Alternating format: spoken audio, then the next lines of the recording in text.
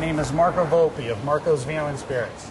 Today we are here at the Cortlandt Colonial Restaurant in Cortlandt Manor, New York. Alongside with me is the owner and chef, Evan Liaskos. Please tell the audience out there a little bit about your beautiful place. I'd like to welcome everyone to our place here. It's the Cortlandt Colonial Restaurant and Ballroom. We are a Mediterranean-influenced steakhouse located here in Upper Westchester County. We're happy to join everyone here today to do some great wine tasting from Marco's Wine and Spirits.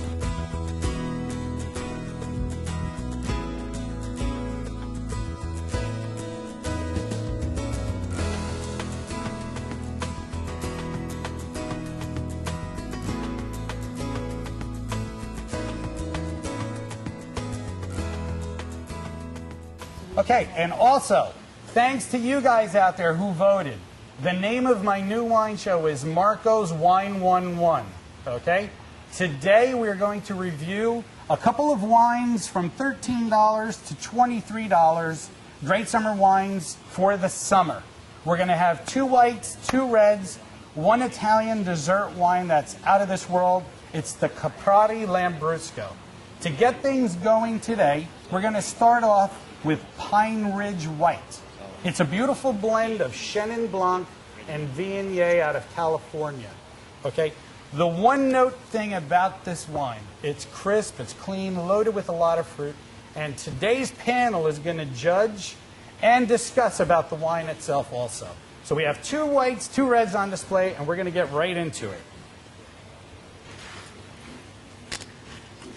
Okay. I already poured ice cubes in everybody's glass to start the tasting off. Yeah, everybody just dump that if you would.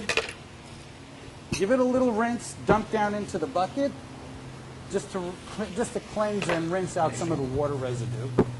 And then I'll start you off again. Before you do, stick your nose in there so it can actually accentuate, you know, the wine, some smelling notes, aroma, bouquet that comes to mind. Exactly. This is one of the nicest whites for about $13. And I can never keep enough of this. Evan? Cheers. Salute. Folks? What is this? This is the Pine Ridge White. This is a beautiful blend of Chenin Blanc and Viognier. This is a perfectly balanced wine with loads of fruit and a beautiful bouquet. Yeah, it should be. Now, the great thing about this wine, you really don't have to have it with food. But if you do, as Evan has displayed the cheese, Evan, which cheese is that? We have an American goat cheese as well as we have a Reginito. Both are going to be paired great with fruit. Yep. As well as I think this wine too. Marco, where's this wine from? This is actually all California, from the Pine Ridge Winery. Pine Ridge Winery, great thing about this. He developed this winery in 1978. His inspiration were those of the Bordeaux varietals. So each of his wines is almost like of Bordeaux stature, and they are some of the most impressive reds and whites out of California. More the nostalgic wines that are out there. Folks, little tasting notes. I'm liking it. Yes? I taste a lot of apple. So far, every fruit that's been mentioned on this side is on the tasting notes on this wine. It is really nice. Yeah. Any other fruit notes? How about nose? On the nose, what do you smell? Citrus, grapefruit. Now, with this wine, you're going to get a lot of acacia or honeysuckle. Like, you know, in the beginning of spring when the honeysuckle, they're starting to bloom and you smell that beautiful honeysuckle note. This is what you get.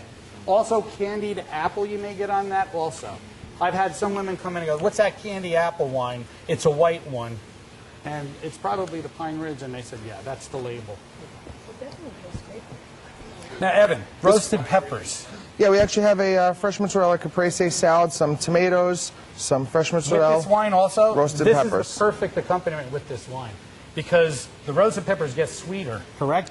As they start to caramelize, you definitely may want to get in there and actually taste it with the peppers. What's going to help out with that also, Marco, is instead of just some balsamic vinegar or balsamic vinaigrette dressing we put over there, We reduce the balsamic vinegar down. It makes it much sweeter, almost like a syrup. Right. On to the next white. We go from California to New Zealand. Cooper's Creek Sauvignon Blanc. This is out of Marlborough, New Zealand. Well noted for Sauvignon Blanc, some of the best Sauvignon Blancs in the world. I believe Marlborough produces 40% of New Zealand's wines. You guys okay over there? Yeah, the wine does it to you. You may want to pin in on that too, Mike. Marco, can you pass that over here? I'm sorry? Can you pass that over here? Oh, yes, yes. Okay. Now, you've been to enough of my wine tastings to know Sauvignon Blanc. What's the one note you're going to pick up on Sauvignon Blanc? You guys better get it right. Citrus notes. Absolutely. Now, depending on the winemaker, you'll pick up notes of yellow grapefruit, which is a little bit more pungent, or pink grapefruit, which is a little bit sweeter. Depending on the harvest, if the grapes are really ripe, you're going to get more of the pink grapefruit notes because of the elevated sugar level. Not so ripe, you're going to get more of that grassier grapefruit, the yellow grapefruit zest. Where is this from? This is all Marlborough, New Zealand. This is Cooper's Creek. I showcased this about 2 weeks ago at my wine tasting, and I think in 5 minutes, 3 cases went right out the door. So this wine is doing phenomenal.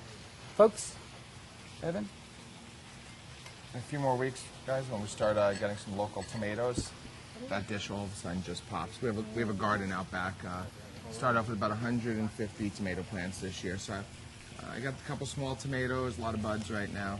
Where's that back? Out back, just behind the kitchen. We keep it close by to where it's got to go through. Nice. What else do you grow back there? We got some fresh herbs, some basil, some thyme, a little bit of rosemary. Unfortunately, the thyme doesn't around here because it gets a little too cold in the winter. It doesn't winter over well, so you got to replant it every year. Crisp and But clean? out in California, they use rosemary like bushes, and it's absolutely beautiful. Okay, pin in on the labels because I want to show the folks out there. This was the first basil. white from Pine Ridge. Notice Chenin Blanc and Viognier. Now, Chenin Blanc that's out what I of have to do as Loire, well, yeah. France is called Vouvray. Oh yeah. Okay. You get a Outside real the mild- designate, it's called just Chenin. Now, the second white, Mike, is Cooper's Creek. Just get a close-up of that. And Evan, the great thing about this, also doing it here, your background in the culinary, mine with the wine. I mean, this is a perfect pairing because now we could show folks out there certain dishes to do and present themselves at barbecues and parties without taking away from Cortlandt Colonial, because you definitely want to book everything here too. Margo, what I do like about the differences between the two wines, you can definitely notice that the first wine has a little bit more crisp, more acidic, Right. and definitely goes great by itself. This one I could see is going just much better with food. Right. Especially what you presented today, a lot of the roasted vegetables, because they get sweeter, on the caramelization side, and also the balsamic vinegar that you use, because it's reduced, it's sweeter. This actually cleans the palate a lot better. My perfect pairing with this would be a shrimp scampi, and a lot of garlic butter sauce. Absolutely, Right? yeah, definitely. Maybe later you could hook us up with a Sounds nice good. shrimp Sounds good to scampi me. over rice. Yeah. A lot of garlic, though. You like lots Dude, of garlic? a lot of garlic, absolutely. Yes. Now, which style? Do you taste the yellow grapefruit? And folks, you know the difference out there between the yellow grapefruit and pink grapefruit. The pink has a sweeter effect to it. This is more on the sweeter side because of its ripe fruit. You're going to get a lot of tropical fruit notes on this, but it does finish clean. A little bit drier because there's not as much sugar on this wine as there was the first. Okay? So there is a elevated level of acidity, which is going to clean the palate every time you chew into some food. And that's what you want, especially at a restaurant, or if you're having dinner, you want it to just clean it right through. And seafood is a perfect accompaniment with this. Yeah, it's really nice. Evan, good job with the food, too. You know what I got to say? I think you made some great decisions with the wine, knowing that we'd be tasting them outside. Especially where it's hot. And, Yeah, and, where and it's today hot. was a great effect. Yeah, these are because it so is a much little more refreshing. warmer, these are actually very, very soothing and refreshing. And also, It also accentuates the different regions. Absolutely. Like New Zealand. Because you saw the difference between California, which was a little bit, a little bit sweeter, a little bit lighter. And the hardest thing, I've had to find lately is a Sauvignon Blanc out of California that fits the bill almost in New Zealand. I found it last week with a Molo Sauvignon Blanc out of Napa. She does an amazing job with that Sauv Blanc because I went through that wine also in the tasting within an hour. I loved it. Yeah. It was very, very light but clean. I like it a little bit drier. I don't like some of the wines too sweet sometimes. No, this is not so much barrel. This is all unoaked, I believe, because they want to preserve a lot of that fruit with stainless steel. Even their Chardonnay is unoaked. And also look on the labels, too. It'll say unoaked.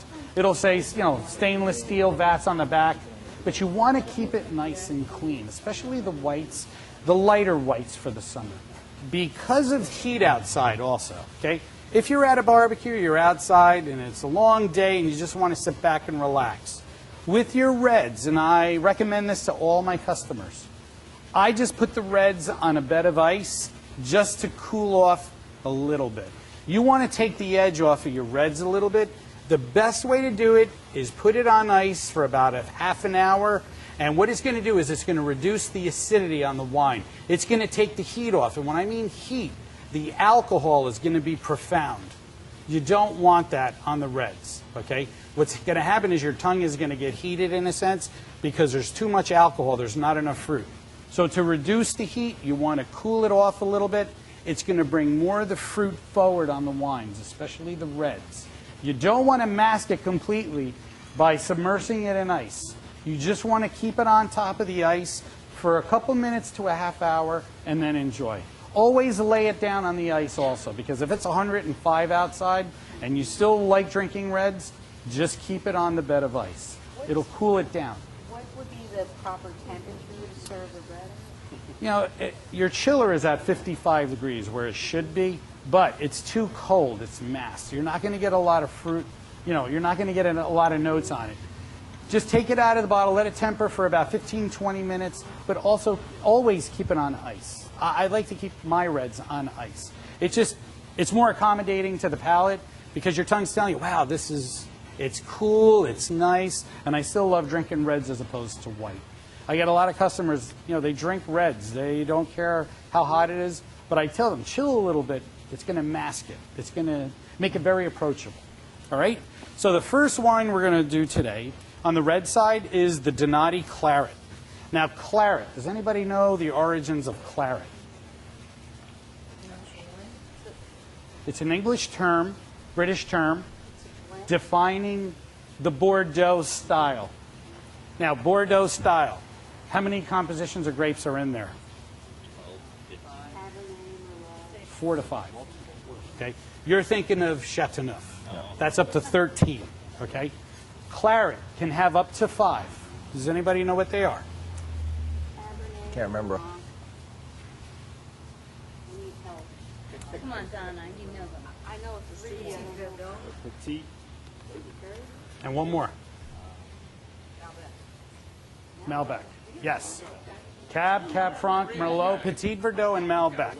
Those are your primary, but some people could use a little bit of Petit Syrah in there, offset some other grape, okay? So Petit Syrah is big in it, but the general Bordeaux varietals are the Malbec, Petit Verdot, Cab Franc, Cab, and Merlot, all right? Very good. You did your homework. But Claret, the word Claret is British origin, defining wine from France, red Bordeaux style, okay? Now, we talked about 2007. Mike, if you just pan in on the bottle. 2007, California.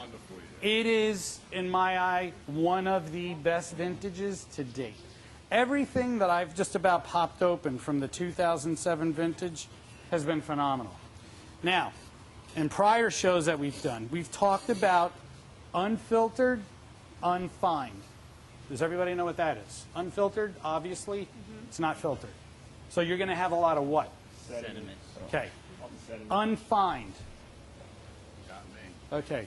Unfined means you're not going to have a wine that was softened on the tannin side, we're using either egg whites or other processes, okay? And they generally use albumin to put in some of the tanks that are highly astringent with tannins. Now, let's just get a close-up of this. Okay, this one isn't too bad, but along the top, this would have almost like a paste effect, because this is actually one of the lighter clarets that I've done in a while. But notice the cork, it's dark. So this is going to be noted, this is going to have a notability to it of what kind of fruit. Just looking at the cork. The blackberry. Black fruits, okay? As opposed to your red fruits, we're more like the Bing cherry, raspberry, strawberry side. This is more blackberry, blueberry fruit driven, okay? Now, I want you guys to rinse. Just give it a little swirl and rinse. Dump down. Just rinse good. Give it a nice swirl. Thank you. No, don't use water.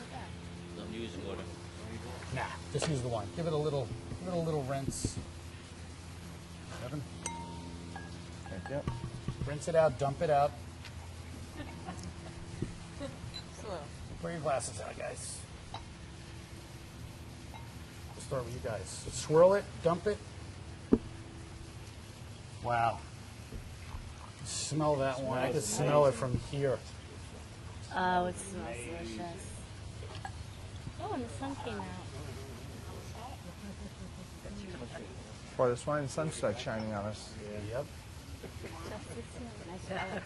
Oh, yeah. This is the Donati Claret 07. This is absolutely phenomenal. Now, from here, I'm getting a certain fruit. I'm not going to say what it is. So let's hope you guys pick it up.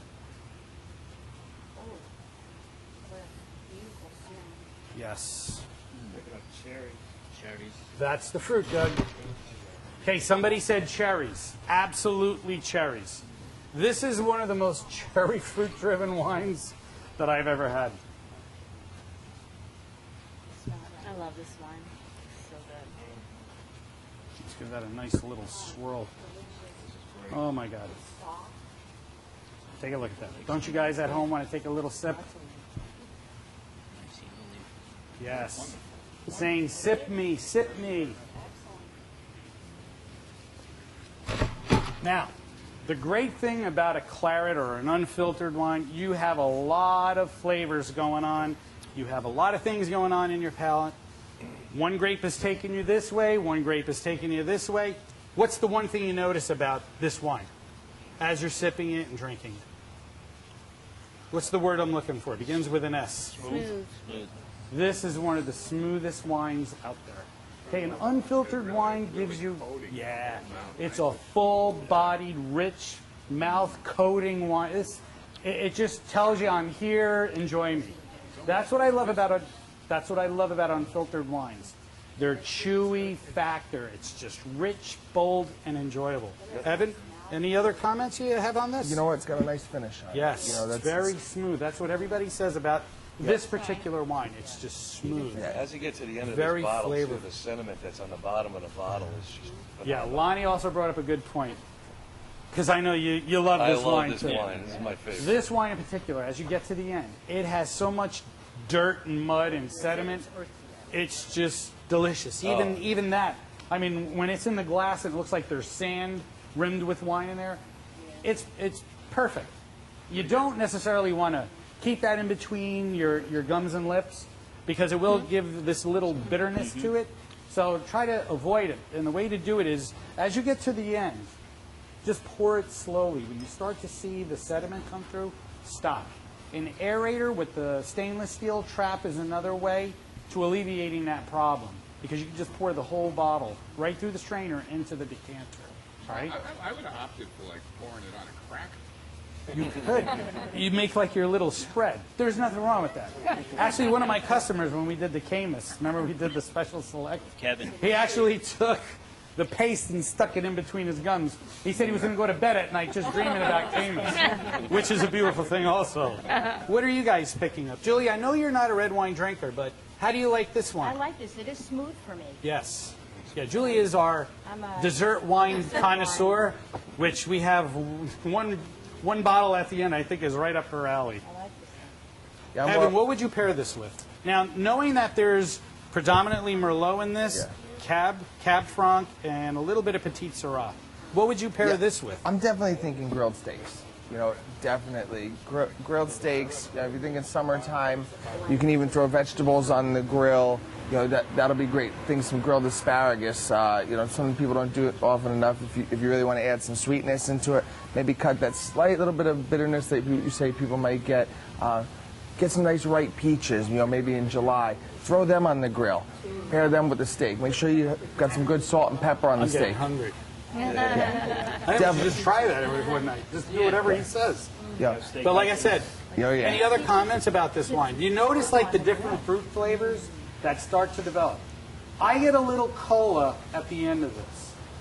And that's one of the notes I always picked up on the Claret. This one in particular, you get almost like that cherry cola effect right at the end. Absolutely. There is a little tone of espresso from the oak. I taste espresso. Okay, you do taste the Yeah, espresso. I get Right? that too. Yeah. It's almost like initially when I pop it open, and because I masked it a little bit, you know how you put toast bread in the oven or a toaster, and as soon as it pops up, you get that toasty effect from the bread?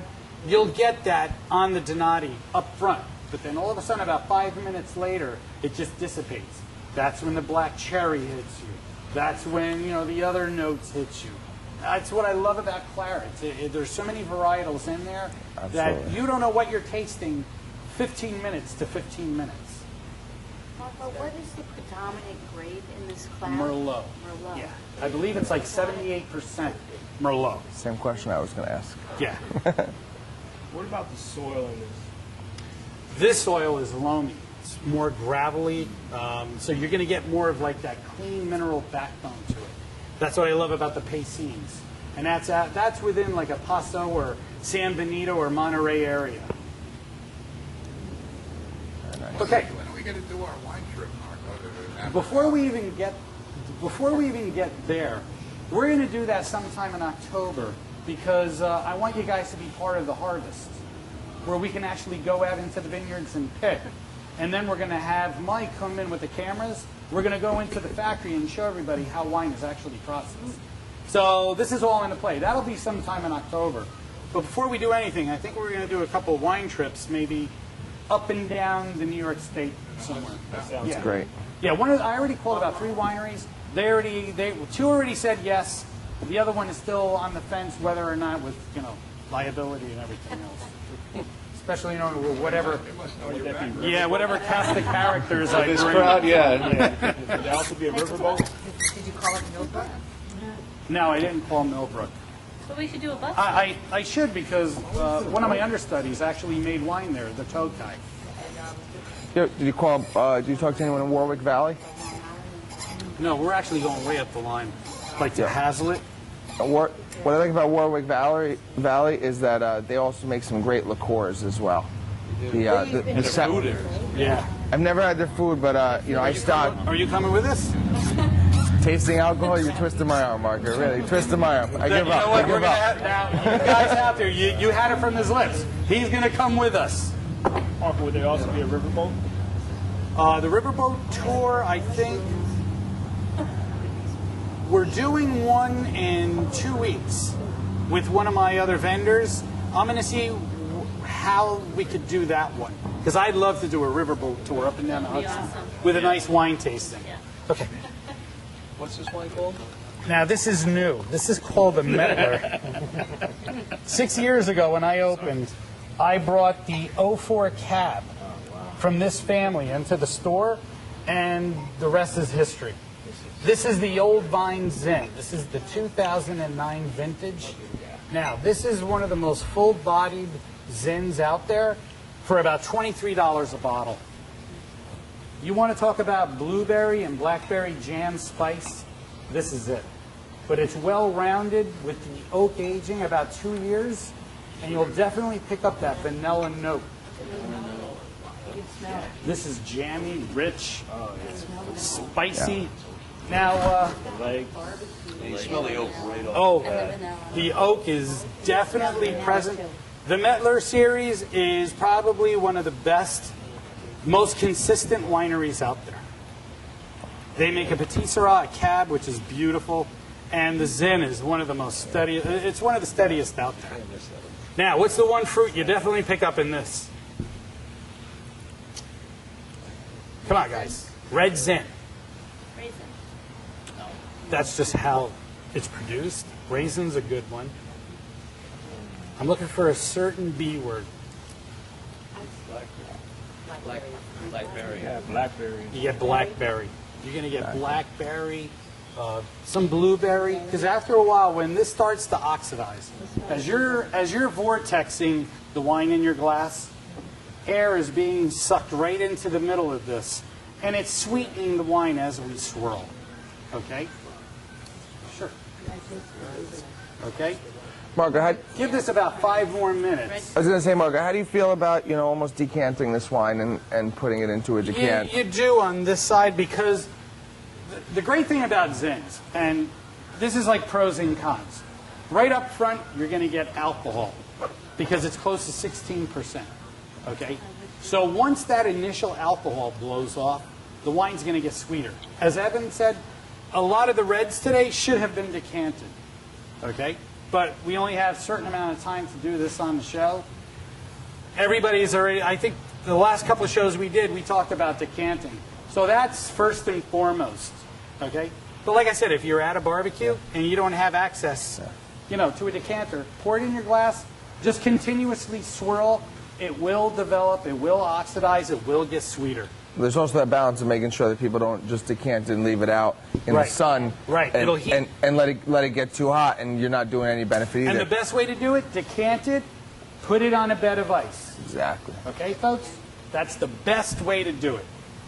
Actually, Marco, I do pick up some barbecue notes. Oh, yes. A little All bit the oak barrels are seasoned oak barrels. I don't know how they do it, but God bless them. Yeah, they char it are good. one of the most consistent wineries out there. What is nice about some of the wines is how they change over time. So when you pour it directly out of the bottle Right. into the glass and taste it, Right. it And then go back to it. come back to Hey, it. perfect example. The taste changes. When we sampled the Camus, the 09, okay, when it first came in, okay, it was okay up front. About a half an hour later, it looks like we're being invaded by geese. But they passed us to the left. We don't have to heads up it. But the great thing is about a half an hour after we opened, coffee was predominant on that wine. It was, if you love coffee, you were going to love the Camus 09 Cab. It was just stellar. Hey, Marco, when I drink my red, because I'm mostly a red drinker, Right. I leave, No. yeah, I know, shocking.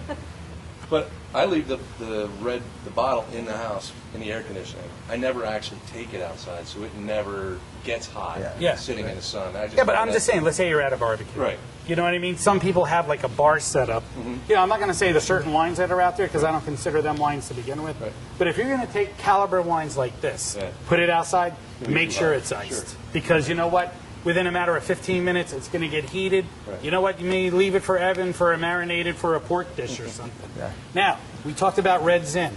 I'm thinking lamb right away. Well, perfect. That's what I was... Nice. Now, how would you cook it?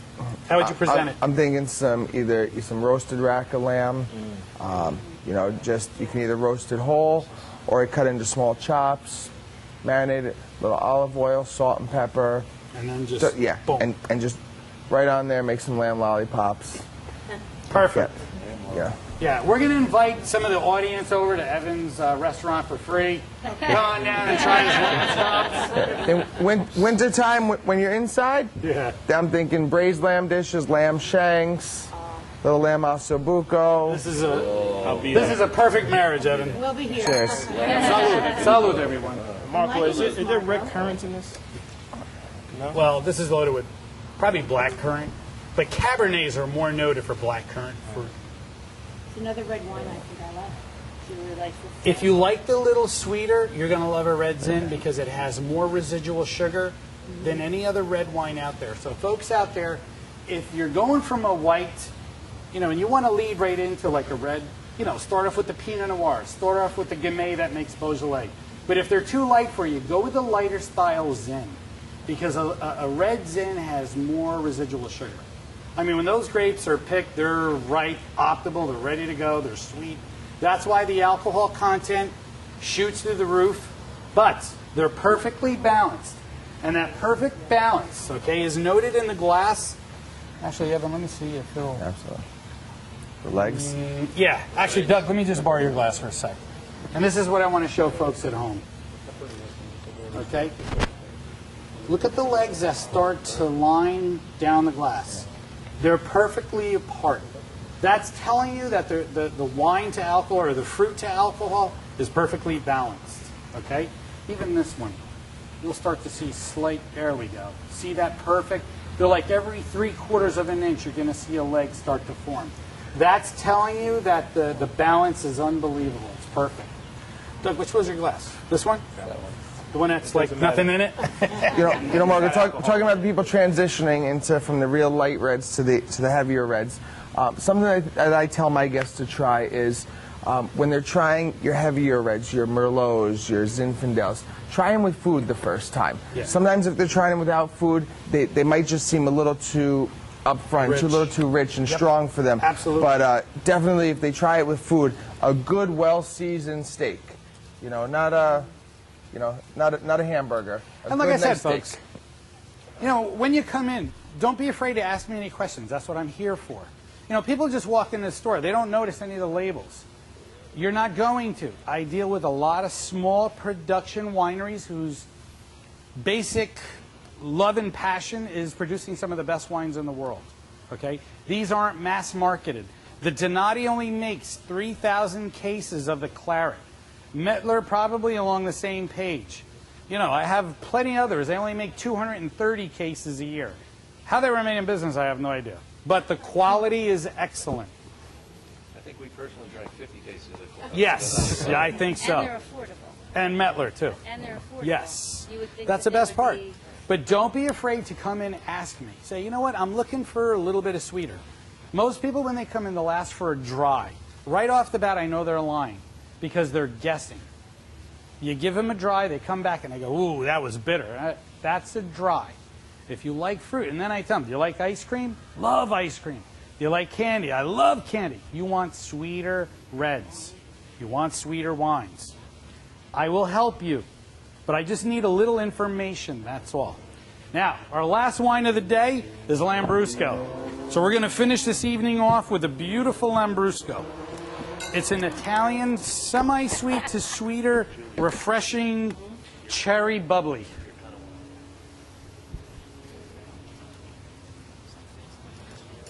And I hope you folks out there are having fun because from our first show to this show, I think has been night and day. I'm not as nervous and I'm more up front. Let me start off with this side. You're more Marco. I'm more Marco, yes. When my customers were watching the show, they were like, who is that guy? He's too serious. Now he's more Marco, less marketing.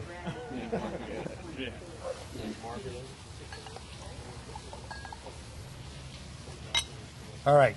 Now I'm going to pick your brain on Lambrusco. What are you going to do with that one, Evan? Chocolate covered cheesecake There is what you I'm thinking go, right baby. off the bat. How I about a haven't even brownie? tasted it. How about a brownie? Chocolate covered cheesecake. Where's Because it at? the bubbly should cut through the cream. Now I haven't tasted it yet. This is Mike, you see, full glass. I haven't tasted it yet. The bubbly is going to cut through the cream cheese, that thick cream cheese that's just going to coat your tongue. The red's going to balance out with the chocolate. They're going to accent each other. The sweetness is just going to work well with both the chocolate and the cream cheese. I don't know. Let me try it. A brownie. I hope I'm not wrong with this one. No, not at all. Where's the cheesecake? Marco, what part Right of there. Italy Right on point. This is more. Whoop, This is refreshing. sorry about the microphone. This is more towards northern Italy. You're going to get a wide range from Veneto up to Piedmont. But now the governments are really pulling the reins on this. Marco, this is me. Yeah, this is you, Julie. Each area has like a set designate. Like take Prosecco, for instance. Not everybody can make Prosecco anymore. They're just designating the Veneto to making Prosecco, you know, blah, blah, blah. Because they want to keep those varietals and those winemaking regions. Take a look at Champagne. You can't label a sparkler Champagne anymore unless you're within the Champagne region of France. Is Lambrusco a grape or is it a style? Yeah, it's a great and style of wine. Most people know this as the sweet, refreshing dessert. Okay. Emilia Romagna is another region that produces Lambrusco. Right. I'm going to go get some. Absolutely. It's not over the top sweet, but if you base everything with chocolate, Lambrusco is perfect. Chocolate-covered strawberries with this, I think, would be ideal. A nice brownie, and like Evan said, you want that creamier chocolate because this is going to cut right through it. You want to get some cheesecake? Perfect. It's designed just for dessert. No, Doug, you could drink this however you could drink it with your Cheerios if you like in the morning. Yeah, hey, exactly. I mean, wine is your own discretion. When you buy it, you can do whatever you want with it. You know, this is the perfect compliment after a meal. Super cold, take frozen fruit, pop it in here. That acts as your ice cubes. It constantly keeps it cold. Okay, you know, there's not too many people out there that deliver. Evan, you deliver. Thank you, Marco. What did you just run and get? Okay, ran and got something off of our dessert menu. It's our chocolate-covered cheesecake.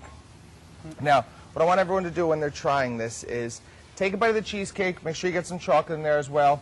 Kind of swirl it around your mouth a little bit, make sure it coats your mouth, and then take a nice sip of the Lambrusco. You'll see how it's going to cut right through the cream cheese and the chocolate, but also complement the flavors. Now, as a little bit of something different, I also brought out some vanilla ice cream. We get our ice cream here from a local, small family-owned creamery out of Maine. Their vanilla was rated the world's best vanilla back in 2005. Amazing, amazing ice cream. It's going to be really creamy, really rich, but also refreshing too, not overly heavy and dense. So after everyone tries the cheesecake, I want to also make sure get a chance to try the vanilla ice cream, and you'll see how that will pair with the wine as well. Not quite as good as with the cheesecake, but you'll see it'll go quite well. Complement each other really nicely. So dig in, everybody. Don't be shy.